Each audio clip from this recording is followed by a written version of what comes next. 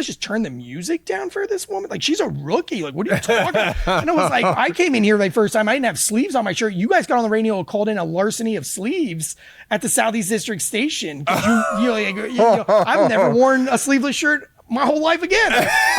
You embarrassed me so much the first time I came here. I threw away all my sleeveless shirts. And I was like, and here this comes in with, bra and panties on, and you guys are gonna like, and they're like, shut up. And I was like, no, look at this. I was like, hey, look, women's equality, like women's rights, like you should be treated just like all of us. Like like, does your mom know that you dress like a whore to the gym? And they're like, Tansy, stop. Like, and I'm like, no, this is crazy. Like, and so and it ended up, she's like, I've heard of you and it's okay. I really want to be a cop like you. And so she ends up throughout the book becoming this wild character where she was just an absolute fighter, and she ends up getting her neck slit in the book. And I'll let that story play out. She got her neck slit. Yeah, by a murder suspect. In real life? Yes, in real life. And then my leg was shattered in multiple places, and I received like 12 screws, 2 pins, and a plane, a rod. Another cop broke his arm and was out for it was snapped like clean, like really snapped his arm in half. Who was this dude? Like Dolph Lundgren? Yeah, just got out of prison for 14 years for attempted murder, and then got out of prison and went back to the person that he tried to attempted murder and tried to murder them again.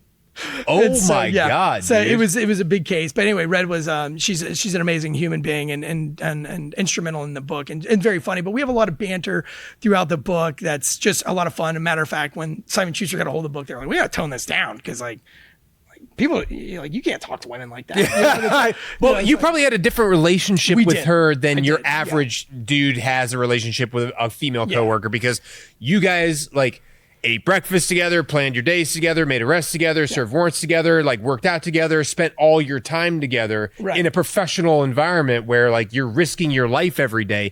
She's going to become like your sister. Right. And she was. Literally. She was like my little sister who was taller than me. And of course, like she's tall and attractive. I'm short, stumpy, and not so attractive. So like there's no chance of like any kind of sexual tension there. Yeah. It was like this very, like you said, like a very little sister, but she's taller than me relationship. And her and I just got in just these insane fights where, of course we're like knocking people's teeth out and we work murders that, all these just really crazy stuff. Yeah. That's so but crazy. To end off your story, but the tasing in the vagina story, since I brought it up, and I have to give you context. There was a group home, and a woman had locked herself in the bathroom of this group home, and so this woman would probably have been in her 30s, 25, 30 years old, so kind of like a rehab kind of situation. And so I go and I don't take any backup with me because it's a girl locked in a bathroom. Who cares? Yeah.